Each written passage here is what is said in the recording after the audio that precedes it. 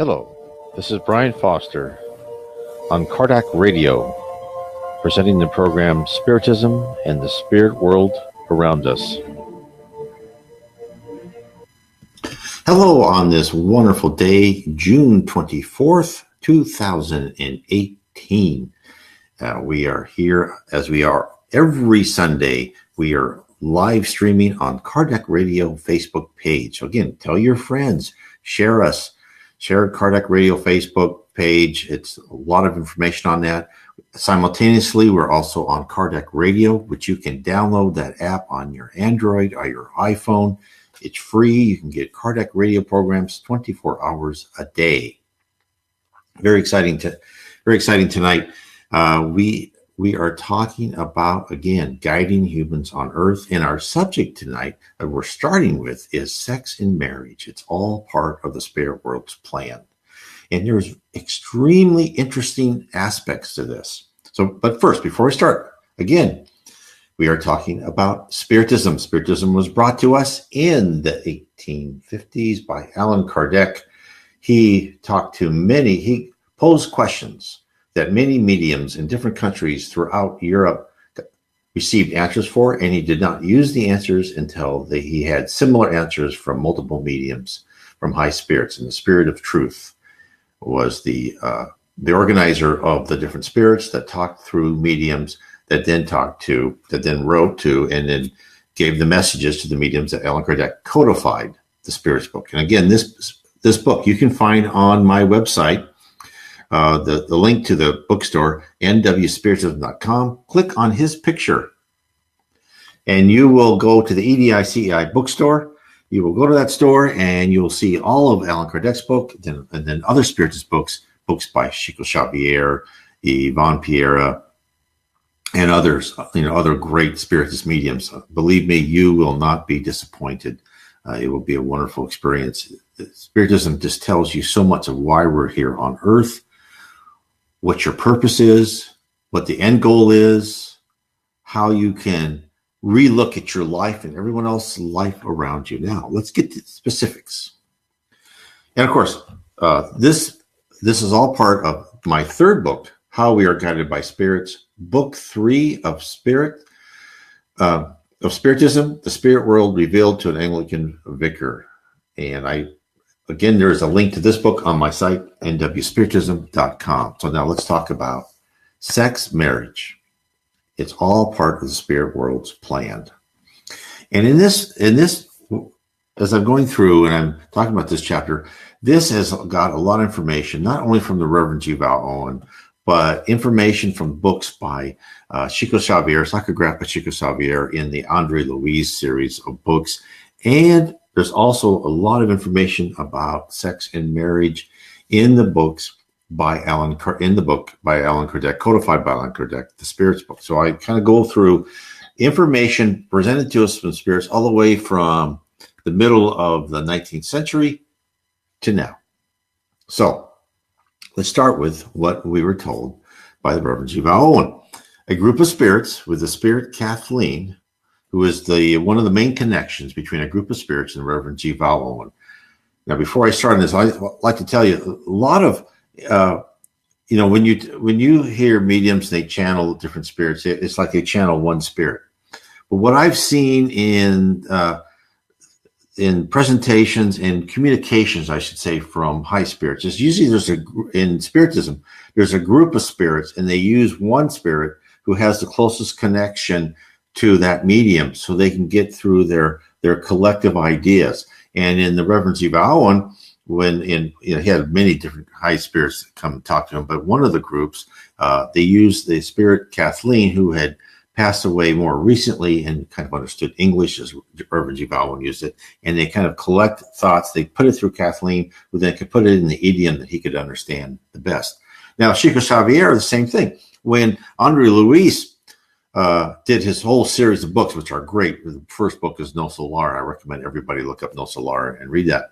It wasn't just Andre Luis standing behind Chico Xavier. It was many spirits, and they were channeling that information to Chico Xavier so he could get the right words. And that's why it's important to know this is, and probably the same thing happened to a lot of the information that was sent to different mediums, and then Allan Kardec got that and then accumulated and presented that information. And it's important to know that because when you read these books that were actually created kind of like a committee of spirits, and they wanted to make sure that they used the right words, the right idiom to present to us what they were telling us. And that's why when you read these books, you have to kind of read them a couple times because every sentence is important. And sometimes you read it and then you read the second time and there's hidden gems like, okay, now I understand that now.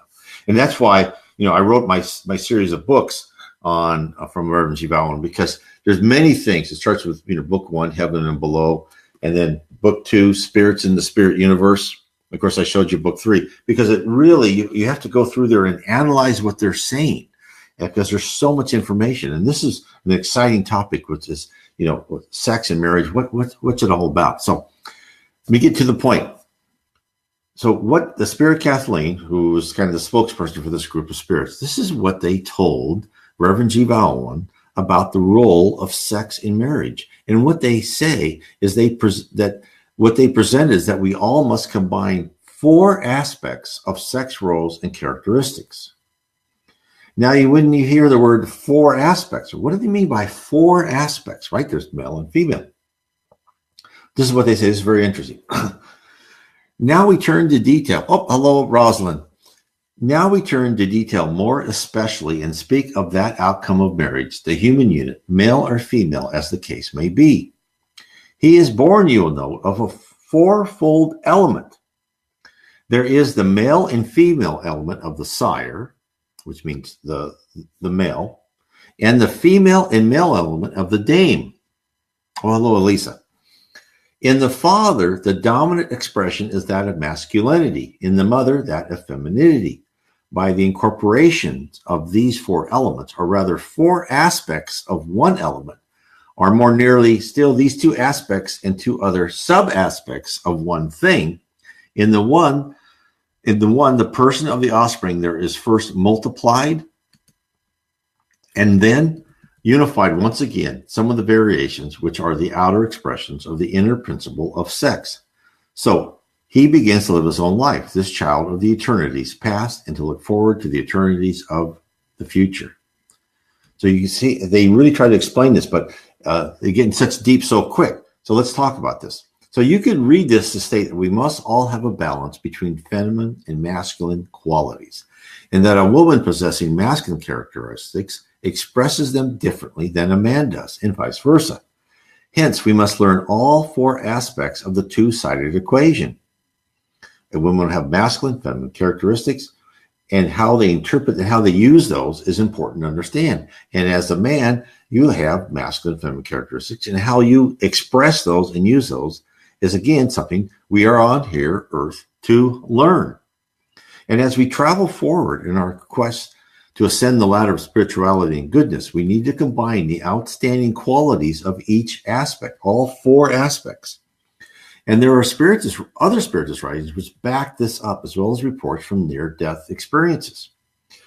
Now, a woman named Yvonne had a near-death experience in which she felt she personally encountered Jesus. And I wrote about her in my book, The Spirit World Talks to Us, 12 accounts of near-death and other experiences. Now, if the spirit wasn't Jesus, then at least it was a high spirit that has been ascending for eons. And she was transported during her near-death experience to a heavenly location. And Yvonne, in the middle of a luminous fog, looked around, and suddenly from a distance, she said, "I saw something." And she had this whole YouTube interview. In fact, you can see more information on that in my book. And she described what she saw. She says, "Imagine a flame of fire. Instead of fire, it was energy. Imagine a face." And in her mind, she knew it was Jesus. She said, "He engulfed me with his body that was made of energy." Yvonne felt what she had never felt before, pure love. She tells us that she thought as she first embraced the high spirit that she recognizes as Jesus. This is what she said. Here's some quotes from her.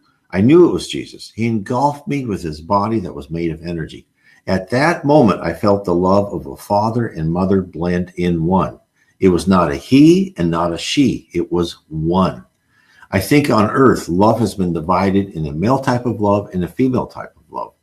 Jesus has blended in both. Now, this is what is so interesting. This is why I've written 2 books on different near-death experiences, because they complement and they prove what Spiritism has been telling us, right? So we had a message in the I think it was 10s or 20s, depending on when Vale Owen got this message about how, as you go higher and higher, you're supposed to learn about all the different 4 aspects of love. And here is Yvonne in a recent near-death experience said she felt that this is not a male love or a female type. This is like everything, right? And what Yvonne identified in Jesus is what is in store for us. As we ascend in the hierarchy of spirits, becoming more loving, caring, fraternal, and wise, we begin to combine the masculine and the feminine sides more completely. This is part of our reason for incarnating on earth. We must be trained in active and passive behavior, in bold action, and in quiet sympathy. This is tough, right? Imagine going through life and trying to balance all this and knowing which is the best method, which is the best way to be in all circumstances. And this is why the spirit realm, under the directions of Christ, has fashioned our planet to train us in both aspects of the male and female behavior and characteristics. And they use the differentiation of the sexes to not only serve as training for us in countless lives, but also to push civilization to a higher plane. And with this, to drive us together, to make us understand each other, this is why we have this passion, we have sex, right? And what we are told is, in one of the books by Andre Louise, psychographed by Chico Xavier, is the control center of sex is not located in the dense body, but in the sublime organization of the soul. And that was in the book In the Greater World. That's what, Andre Louise, who died and found himself in the lower zone. Of course, he was eventually rescued by spirit workers in the celestial city of No Solar and became a member of various groups to assist humans and spirits on Earth. And he wrote this great series of books about his life in spirit world through, of course, Chico. His full name is Franciscos C. Xavier. And again, if you can find his books on the EDICI bookstore, just click on the picture of Allan Kardec and you will find his books. So I was intrigued by this passage about sex, right? If there's anything about us that seemed to be rooted in our dense, primitive, and often brutish bodies, it is lust, right? It is sex. But Andre Louis' mentor tells him and tells us what sex means in the higher spiritual region and how it molds us here on earth. This is what's great about Andre Louis' book, because he always asks these questions and then he has these, very wise spirits tell him, okay, this is why this is happening. This is what his mentor told him. Down on earth, men and women are distinguished according to specific organic features. As for us, in transit to higher spiritual regions, the remembrance of our earthly existence is still preponderant. We know, however, that in the higher regions, femininity and masculinity are characteristics of souls that are highly passive or openly active. So think about that. So what's he saying? He's saying that in the higher regions, sex is more of an attitude, or more succinctly, an attribute. Attributes that we acquire throughout our many lives. He describes this process further. This is what he says.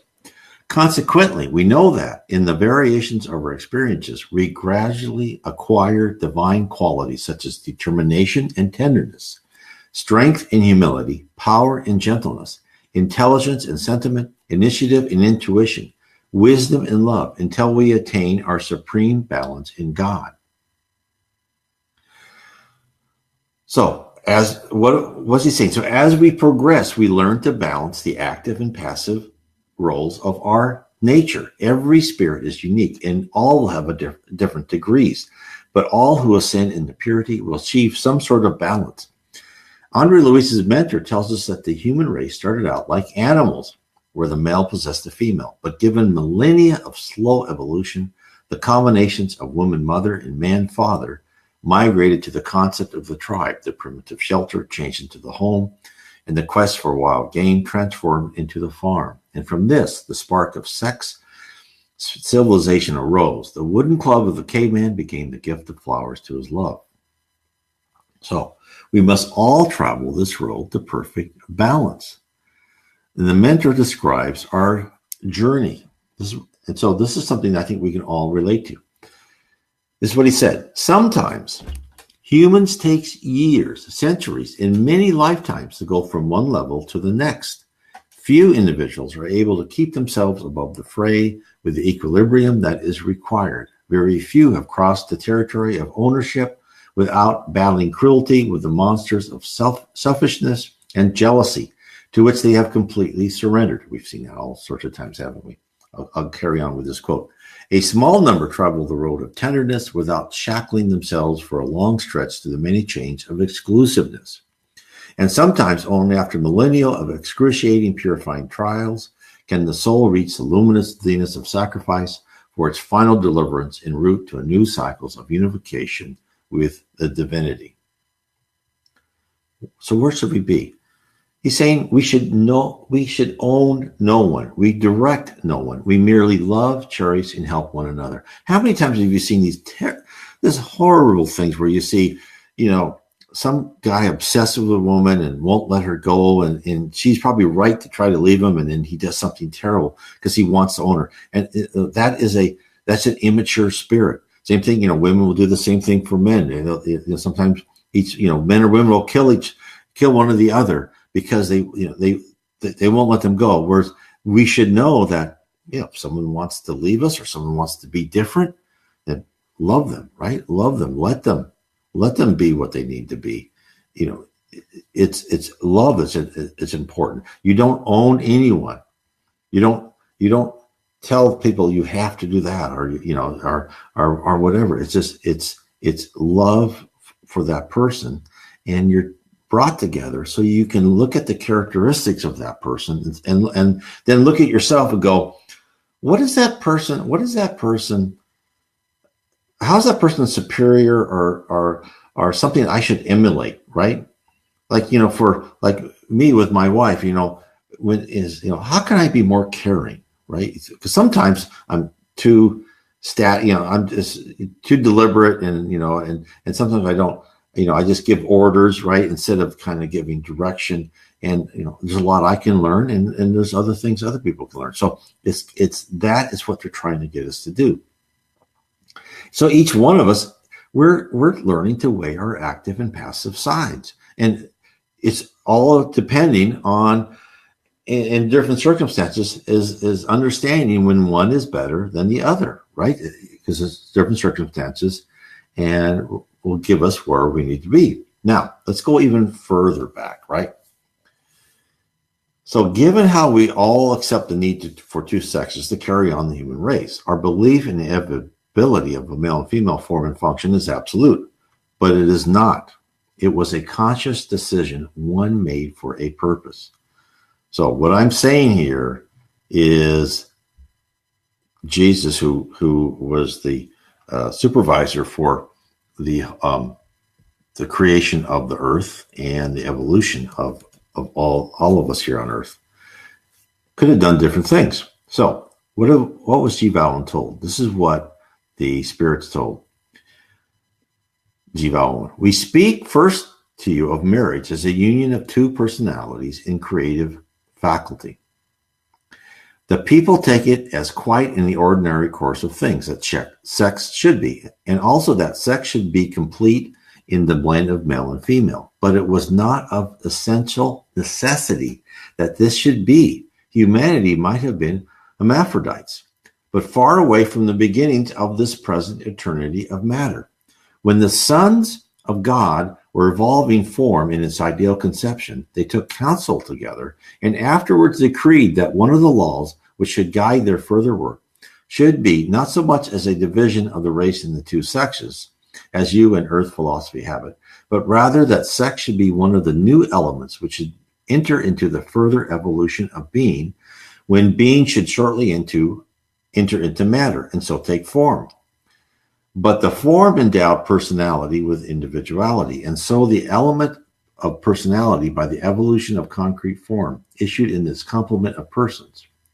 But as from one element persons came, so sex is unity composed of two species. Man and woman form one sex, as flesh and body form and blood form one body. This is pretty complicated, right? So therefore, while the physical aspect of sex is part of our experience, the more subtle personality traits and the graduations of aggressive and passive behavior is all part of our training. And this is all part of making it easier for us to learn. So the Spirits book by Allan Kardec also said, so for us to learn this, in question 202, does a spirit, when existing in the spirit world, prefer to be incarnated as a man or a woman? And the answer was, that point in regard to which a spirit is indifferent, in which is always detected in view of the trials which he has to undergo in his new corporeal life. So further in the Spirits book, we are told that marriage is a union of two spirits. And in the Spirits book, there is no mention of male and female. So therefore, marriage is two spirits assisting each other to understand the different aspects and to be sympathetic to those differences, to help the other to learn from the other, right? So as one unit, they may both improve. And the point is reinforced by what the spirit Kathleen passed on to the Reverend G. Vale Owen. So we talked about the Spirits book back in the 1850s. Now we're back to another group of spirits talking about Reverend G. Vale Owen in the 20th century. This is what she says.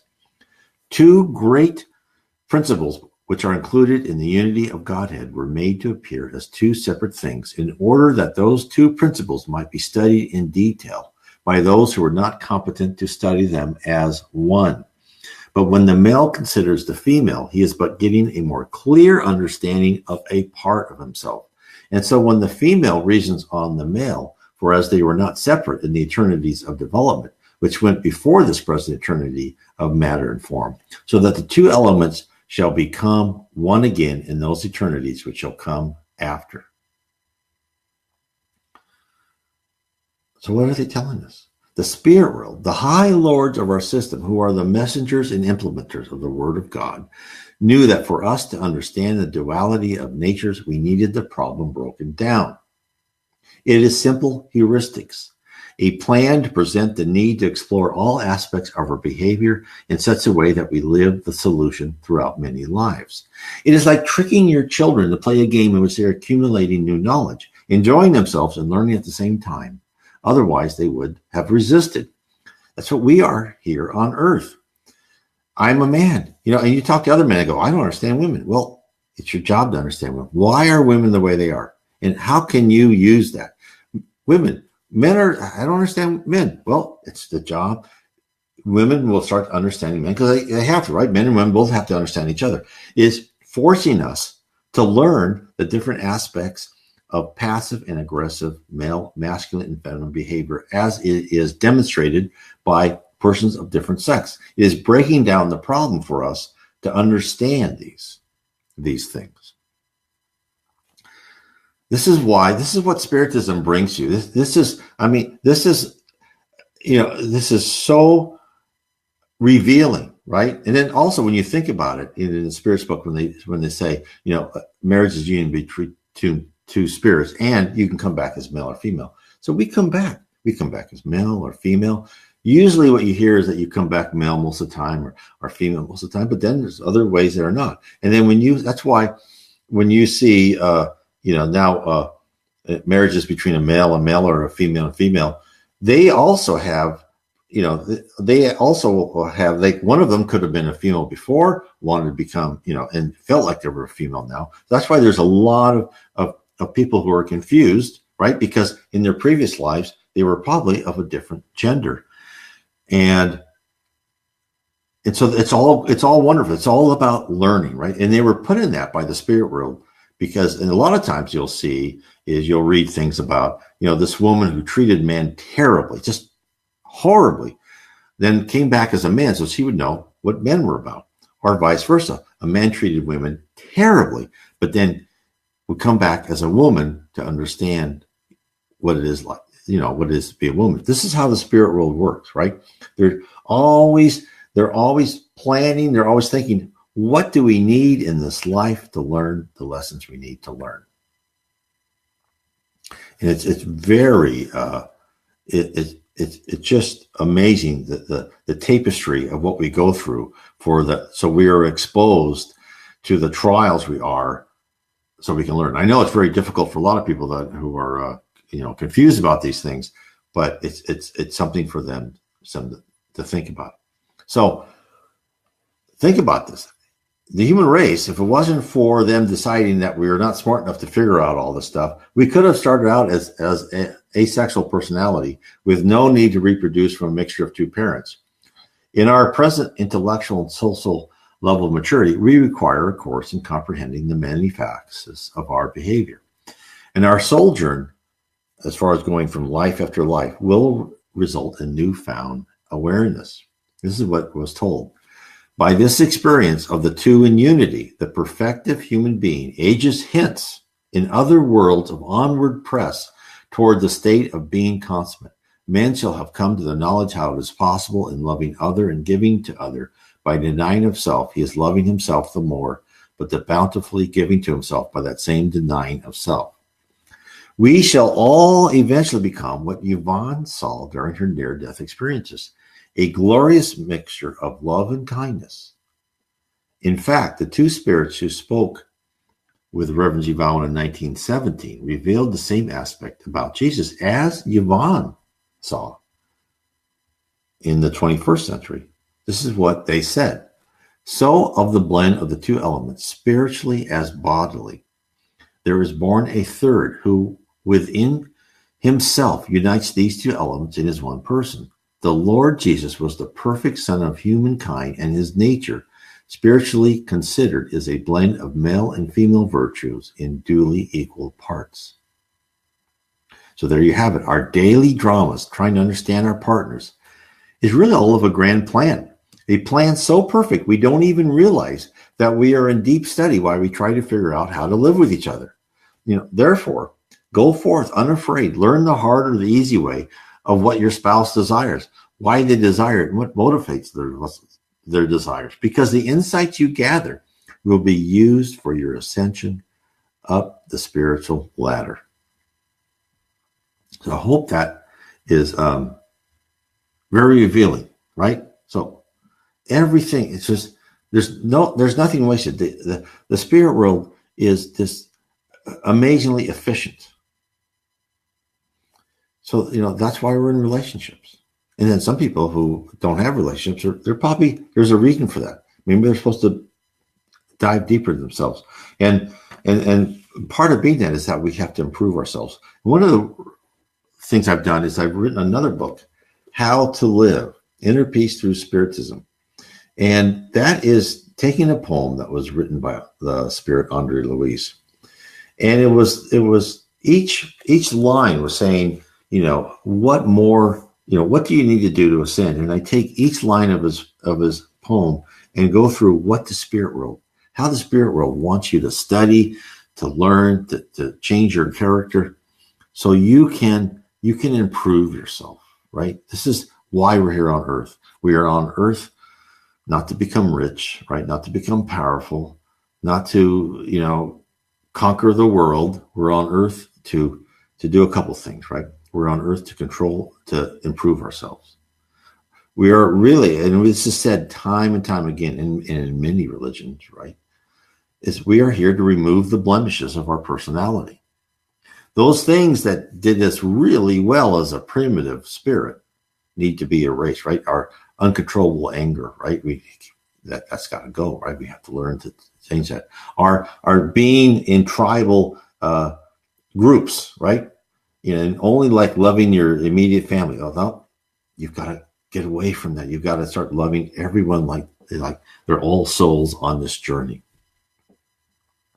And this is really what Spiritism tells us. And part of this is what I want to go through next is that it's hard. It's hard. So like when I talk or I do articles, so many people say, you don't know what you're talking about, et cetera, right? Which is all fine. God love everybody. And another thing they told the Reverend Vale Owen is don't be afraid as you become spiritually more mature. You're going to be different. And don't be afraid to be different. Don't let society silence you because of their preconceptions. And as an example of this, a minister, and they didn't say what religion he was. He passed away, and he was in the book by Reverend Vale Owen. And this, I go through this in book 3 of Spiritism. The spirit realm, he just passed away, and he was assigned a house on the second level of heaven. And this the wise spirit, the spirit realm, sent a woman to discuss why was he unable to speak? What he knew was the truth to people who needed help with communicating with loved ones who have passed, while he was in the physical life. And instead of assisting those in need, he guided them elsewhere. Why? Because he was afraid to be exposed to the scorn and ridicule from his colleagues. It's so true even today as it was in the beginning of the 20th century. People are afraid, you don't talk about religion, you don't talk about God. It's like, and I understand that. And, even I do the same. And I wait until it's like there's an invitation, until there's a question that someone asked direct, and I try to interpret it that way. But it's not easy. And therefore, it is easy to tell everyone to stand up for what you believe in, to not be afraid to speak the truth. But we all know it's really not easy, right? When others are all professing a certain belief, we become tentative in any differences in our thoughts. And I remember when I was in college, I was invited to a study. I was told to listen to a series of beeps and to tell the leader at the head of the table the number of beeps I heard, right? And there's a group around, about 4 or 5 people on the telephone, and I had a headphone like this. And in the headphone, I heard the beeps and kept track of the correct number. And after the first round, each of us were asked what the number of beeps we heard. And my answer was different from all the others. And I go like, this caused instant confusion on my part. I tried to go through the instructions I was given. I said, what was the definition of a beep, right? And in my mind, I was, and on the second round, again, I had a different answer. I was now worried about my hearing. I said, oh my God, am I hearing bad? And was the static sound supposed to be a beep too? Right? On the third round, I conformed to what others said. I had given up. Obviously, there was something wrong with my thinking or my hearing. After a few more rounds, we finished. Then I was told that all the other participants were told what to say. I was the only variable. The experiment was to determine the effect of group pressure. What I had heard was true, but I lacked the confidence and conviction to report the truth. I had failed. But I am extremely grateful for being allowed to learn a very valuable lesson. In fact, as I look back, I am certain the spirit realm guided me to that room and experiment, so I could learn to have faith in what I knew and not to let others influence me. The embarrassment I felt caving into group pressure so easily was intense. I have never forgiven myself how disappointed I was. What a complete fool. So that moment made a lasting impression on me, right? No longer would I suffer changing my belief. If I had the facts to support it in face of social pressure from others, I would say it. Well, I can certainly say often, instead of speaking out, I remained silent, but I didn't change my thinking. And, a lot of times in order to keep my job, I'm sure everyone's gone through this, each time feeling small for doing so, I had this stay silent. On the other hand, in other circumstances, I have spoken out or refused to go along. Of course, that could explain my complete lack of advancement in my career, right? That's why I'm not in the high levels of executives. So I am sympathetic to the poor soul who was confronted in heaven for what he did, or more rightly, what he did not do on earth. His case was discussed with the Reverend Vale Owen, and they begin with a description of a house in the second sphere of heaven, where those who have recently passed over stay for a time to recuperate and determine their eventual place in the heavenly spheres. This is what was told Reverend Vale Owen. One of our band not long ago went to this house and sought out a man who had come to such a forward state as this. On earth, he had been a minister of religion who had read somewhat of what you call psychic matters, and the possibilities of speaking one to other between us and you, as we do at this present. But he could not comment the thing in thorough, and was afraid to say out even so much as he in his own heart knew to be true and good. So he did what many of his fellows are doing. He put the matter aside. He could find other ways in which to help his fellow men, and this other matter might await the time when it was more and more widely understood and accepted of men. then he would be one of the foremost to proclaim what he knew, and he would not shrink his duty in that time. So he was waiting, right? In other words, when the coast was clear, he would pop up his head and become part of the group. I once heard a wonderful explanation of how senior and executive management operates in large companies. I've seen this, right? I'm sure a lot of people have seen this. Each manager wishes to lead, to make him or herself notice as a performer. But on the other hand, they don't wish to stick out too far, because to be too different is not to be part of the group. Hence, their behavior was described as constantly swimming in the bait ball, right? Bait ball is like this group of fish all swirling around. And then predators, right? So you don't want to be too distant out of the bait ball, because a predator will come and pick you out and eat you. And therefore, you want to change direction with the rest of the fish and huddling together in relative safety, hoping some other fish close to the outer ring or completely outside will be eaten. And this is why one sees some of the dumbest ideas gain traction and even thrive in corporations and governments. The fish aren't thinking of the actual direction. They're merely trying to keep up with others so as not to expose themselves. And it's so true. So this man didn't want to reveal that we, the incarnates, are able to speak to the other side. He would have been outside the bait ball. He would have been different, right? If he did, he would expose him to derision and malicious gossip from his peers. Yeah, believe me, we've all been there. I've been there. I totally understand what he was thinking. And therefore, when members of his flock came to him inquiring about communicating with deceased loved ones, this is what we were told would occur. This is what was told to Reverend Vale Owen. But when others came to him and asked him first whether it was possible to speak with their dear ones who had come over here, and second, whether it was God's will to do so.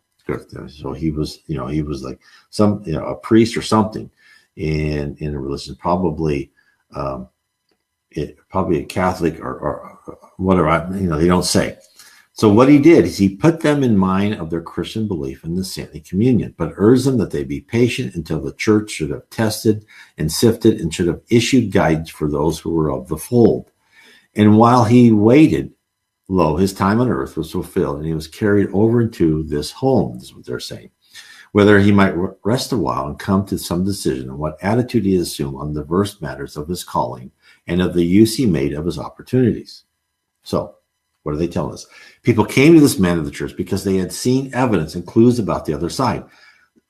Okay, this is what's so great, about now, right? Before the internet made possible the gathering of near-death experiences from around the world, before the power of the Catholic Church has diminished to the point where people could freely talk about psychic phenomena, there was still an acknowledgement amongst the masses that a life beyond death existed and that loved ones still lived in another dimension. People talked, they either knew or had witnessed themselves, a feeling, a sense, an intuition of a future event, or an actual near-death or other experience with the spirit realm. The Catholic Church's position, as well as others, are one that one can't communicate with the other side, didn't match their own understanding. So hence, the spirit world sent an emissary to speak to the newly departed man of the church. She, the spirits called her Naani, sought out his resting place in Sphere 2. She found him in a peaceful garden surrounded by plants and flowers of indescribable lights and colors. So this is what they said happened. She went to him and stood before him, and he bowed and would have passed on. But she spoke to him and said, "My friend, it was to you I was sent to speak to you." And he replied, "Well, who sent you to me?" And she said, "The angel who has to answer to our master for your life work while in the earth sphere." And he asked her, "Why should you have to answer for me? Surely everyone must answer for his own life and work. Isn't that so?" And she said, "Yes, that is surely so. Yet to our sorrow, we here know that is not the whole of the matter. For naught you do or leave undone ends with yourself alone. He who had you in charge made effort time and time again for your welfare, and in part succeeded, but not in whole. And now the earth period has been closed to you.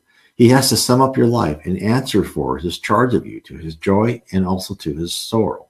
Let me stop there for a second. Again, what is that telling us? We're not here on earth alone. Our spirit, our guardian angel, our spirit mentors, or they're looking at us saying, "Oh, I hope this person passes this test." And they'll tell us things like, Listen to your conscience. This is the right thing to do. What have I said over and over again in all of my talks? It's like, the hardest thing we're here on earth is to learn to not rationalize away our conscience, right? Is not to say, I know it's not right, but everyone else is doing, or things I've done and everyone else has done. No, but this is, I'll be better next time, right? And then we, and as you've seen in many near-death experiences, we have to come up and answer for these things. Like, why did you make that decision? Now, and as you read in your death experiences, these things when you go over life, none of them are like, oh, you idiot. It's like, just think about this, get better, right? Because we're immortal. We have plenty of lives to fix us, but this is what we have to think about, right? What's important. And this is telling you, this is what's so wonderful about these messages and communications from the spirit world, because you read these things and you just see so many things in it. So let me finish off. So what she said, to Diane, he said, he charged you to his joy and to his sorrow. So that priest or whatever he was, reverend, had someone in charge, helping him. And then probably he was going up to his superior and say, okay, what do you think of this person? Why do you think he did what he did? Right. So then he answers her, says, this seems hardly fair to my mind. It is not my idea of justice, and that another should suffer for one's failure. Then Diane said, and yet that is what you taught the people yonder. It was your understanding of the doings at Calvary that you handed on to them. Not all you said of it was true, and yet it was true in part, for we do not share joy on behalf of another's joy. And do we not share joy on other behalf's joy, and share we are not also in his sorrowing? This your angel does for you even now. He both joys and sorrows over you. And he said, well, explain this. I don't understand. This is what she told him. He joys that you did good work in charity, for your heart was much bathed in love for God and man. He sorrowed for you, and that you were not content to do what you taught was done for you on Calvary. For you were not willing to become scorned for men, to be withered with their disapproval.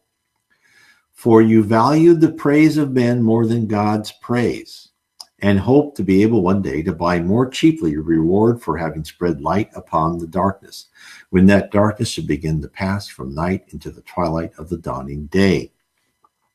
But you did not see in your weakness and lack of valiant purpose and of strength to suffer shame and coldness, that the time for which you waited was the time when your help would be most needful, and the fight all but won by others of more stalwart mettle, while you stood with the onlookers and viewed the fight from a fair vantage ground, while those others fought and gave and took blows good and strong, and fell forward in the battle when they would not surrender their cause to those who opposed them. And, when I read that, how I feel for that poor man, doing what he thought he could while weighing the pros and cons of his actions, afraid of the consequences of fighting a large and brutal organization. I have faced the same dilemmas and have been gutless time and time again. I remember back in high school walking home with some friends, passing two other young high school boys. When they attacked us, I ran, leaving my friends behind. What a spineless coward. I vowed never to do that again. But of course, as I got older, I did, right? In management, I allowed people to be fired or given bad reviews just because a certain percentage of employees had to be found wanting. I performed such despicable acts because I selfishly desired to keep my position, and much worse, I wanted to demonstrate my usefulness in carrying out orders. Unlike the man of the cloth, he at least engaged in charity and good works, while I only wished to make money. So this is, we can all see, I just feel so, I understand that person completely, because I was, he's better than I was. It's just so interesting. And to know that really is just, for me wanting to, and I finally learned that as I went higher and higher in my career, and I had to be more cruel to more people and then do whatever the very senior executives wanted. I finally decided I just got sick. I can remember one day I was on my bed, writhing in pain, and I knew I had to take or whatever that some sort of tranquilizer, because I just was so stressed out. And finally I just changed. I said, no, I don't want to be in charge of anybody anymore. look, I have to work for a corporation. I have to earn money, but I can't do that to people. What was asked of me, I can't lie and I can't cheat people. And but it just was horrible. And I apologize to anyone I ever stomped on.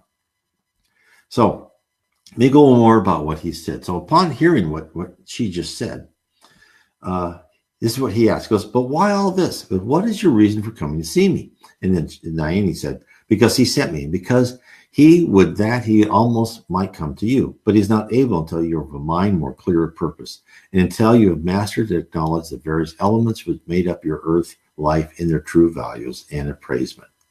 Then he said, I see, partly at least. Thank you. I've been in the cloud all this time. I came here away from others to try to understand it all better. You have said some pretty straight things to me. Perhaps you'll add to the service by telling me how I am to begin. So this is what Naini told him. That is my mission here and now. It is the one thing with which I was charged. I was to probe your mind, to make you look inward upon yourself. And if you showed any will to progress, I was to give you a message. This will you have now shown, not very heartily, however. And this is my message from your angel guide, who awaits you to lead you on when you have trained yourself a little more. You're requested to take up your quarters in the home, which I will show you, in the first sphere. So it's one lower sphere than where he was. From there you will, from time to time, visit the earth plane and help those there in their communion with their friends here in the spheres of light, and also to aid them in speaking comfort and encouragement to those who are in the darker spheres, that they may progress into the light and peace of his presence. There are even those among you to whom you have ministered, several who are trying to do good work for those in anguish, and also to give and to get gladness by their speaking with their loved ones here. They sought your guidance in this matter, and you had no courage to give it to them. Go and help them now, and when you're able to make known to them your personality, unsay what you then said, or say what you lacked courage to tell them. In this you shall have some shame, but they will have much joy and will deal very kindly with you. For they have scented already the fragrance of love from realms higher and brighter than this, in which you have been resting. But the choice is still for you. Go or not go, as your heart inclined you. So Naini left him pondering on his decision, whether to travel to lower sphere and facilitate communication between the earthly and heavenly planes, or to remain in his home in the second sphere. Whatever his decision, this is so important to us here on earth. It is his alone. Free will is one of the divine laws. We are not forced to become better. We are presented opportunities in which we may learn. In the spirit world, for those in one of the heavenly spheres, we are given options and choices. We move up or down at our determination. On earth, we encountered episodes that have been predetermined to allow us to learn what we have lacked in the previous life. Again, we have the choice to either absorb the lesson or completely ignore it. While in the lower zone and the dark abyss, also called purgatory, those spirits are a place and a location where they are daily reminded of who they are and what they believe, and are given the exact environment they so desired while on earth. Although now they're in the middle of it, they shall have second thoughts and one day emerge. In our physical life, we are given challenges, just like the man who was given the chance to spread his knowledge, but declined the sublime summons because it was too risky. We too, all of us, here on earth and physical bodies, we face difficult choices. Our decision will not only affect our life here on earth, but our future path in the spirit world. Remember, for any sacrifice you must make on earth in the pursuit of doing good, we shall be rewarded 100-fold when we return back home after shedding our physical bodies. Now, so what have we learned in this whole section that I'm talking about in book 3?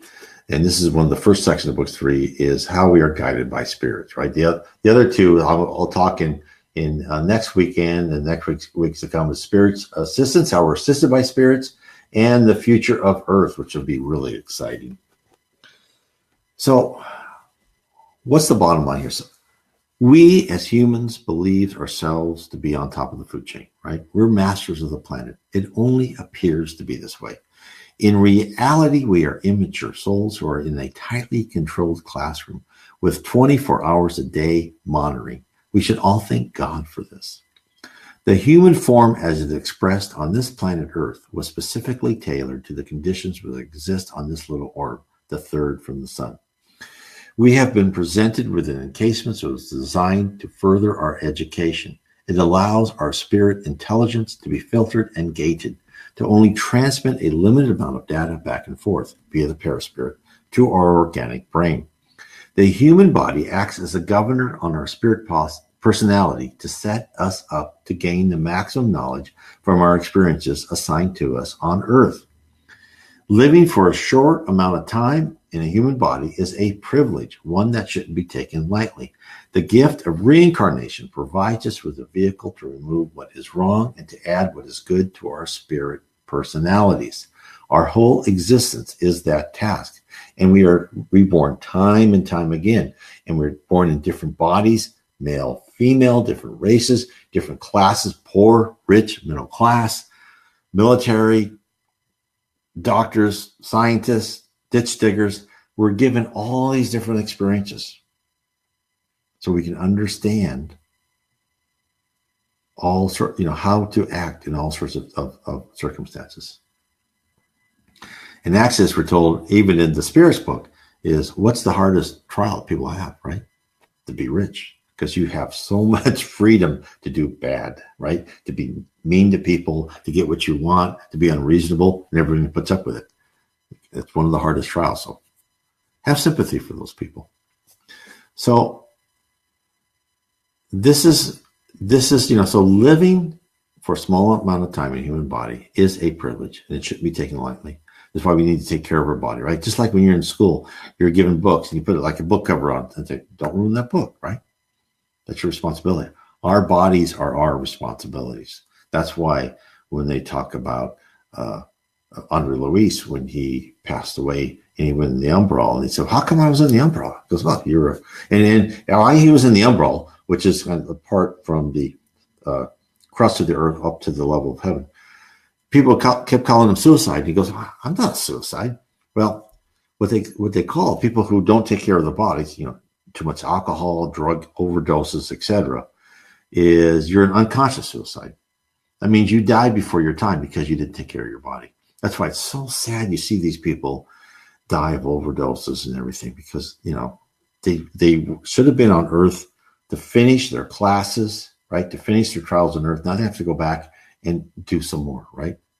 It's like you went through all of like 10th grade or 11th grade, and then all of a sudden, you missed the second half of it. Or, you just lost a whole year, you lost a whole life. So our whole existence is that task of learning. We are on Earth to learn, to improve, to be educated, to love. That's the reason you are on Earth. And yes, our human instincts have been modified over the millennia. And yes, we are born with certain urges. And yes, the DNA from our parents and their parents affect our bodies and mind. But all of this is known and planned by the spirit world. Our primitive impulses, which helped us survive during the dawn of mankind, are now those very desires we are challenged to learn to either modify or ignore. One may regret those yearnings which boil up and invade our thoughts, but it's all part of the process of training ourselves to reject that which one runs counter to our conscience, that set of universal laws embedded in our brain by the divine presence. As we mature, we shall learn to follow the signs and signals given to us by our conscience and from spirits who are here for our benefit. We shall place deep into our heart the need to do what is right and honest, given what options we may be able to choose in any type of circumstances. The spirit world doesn't expect us to give away all of our possessions and live life as a wandering monk, only that we constantly attempt to be on the side of good, to try and maneuver around the obstacles that face us, to select the path that harms the least people, does the most good, and follows our inner voice of purity. And I talk a lot about this, of how can we ascend? What do we need to study? What do we need to improve? How should we respond to certain circumstances? It's how to live inner peace through Spiritism. Believe me, when you start exploring Spiritism, your stress levels just go, because you understand why you're here. I had, when I was in a higher position, I had headaches, I had stress, Many people consider me a complete failure in my career now. Well, that's okay, but I'm happy. I'm happy because I know I'm doing the best I can. Well, I probably should do better in my work, but I'm doing as well as I can. I'm trying not to harm people. I'm trying to do good. I fail all the time, but I understand that when things happen, they're all here for a learning experience. So again, I ask everyone, please share this video. Share my site, nwspiritism.com. Again, on my site, nwspiritism.com, down below the picture of Allan Kardec, there's also, you can go on to my YouTube channel. I copy our Facebook live programming and I put that on the YouTube channel. And I also have many different videos, shorter videos on Spiritism. I call it Spiritism Explored and Explained, the different levels of planets, etc. Share that with your friends.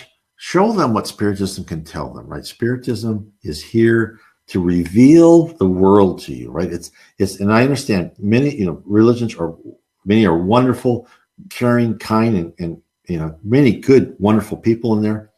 But what Spiritism brings is that it tells you more about why you're here. It reveals the processes, the organizations, the reasons, what heaven is like, what you go through is heaven. And you've heard what the spirits told that priest, well, you didn't do everything you should have. It's giving you real mentorship. It's giving you real good advice. So I want to bless everybody. Thank you so much for putting up with me today. And again, it was wonderful to talk to you, and I just hope everyone is happy. Please share this video. Tell everybody about Kardec Radio Facebook page. Tell everybody in July there's coming up a youth event in the Virginia, Washington, D.C. area. Find your Spiritist center. I had one person ask me a Spiritist center in, I think, Iowa, and I said, I don't see any of them. Start your own, right? And she wrote to me, and I'm going to send her some books, right, that I have. So help other people around you, and it's a wonderful feeling. And I just want to say, God bless everybody. Now I'll put the end credits on in one moment. Here we I'd go. like to thank everyone Thanks. for listening to our program on Kardec Radio, and to point you in the direction to find more information about the spirit world around us. You can visit my blog at www.nwspiritism.com. Again, that is www.nw as in Northwest Spiritism.com. And if you are ever in the Northwest, I certainly would welcome to have you come to our meeting on Bainbridge Island near Seattle in the state of Washington. Many blessings to all of you, and please continue to explore Spiritism and the spirit world around us.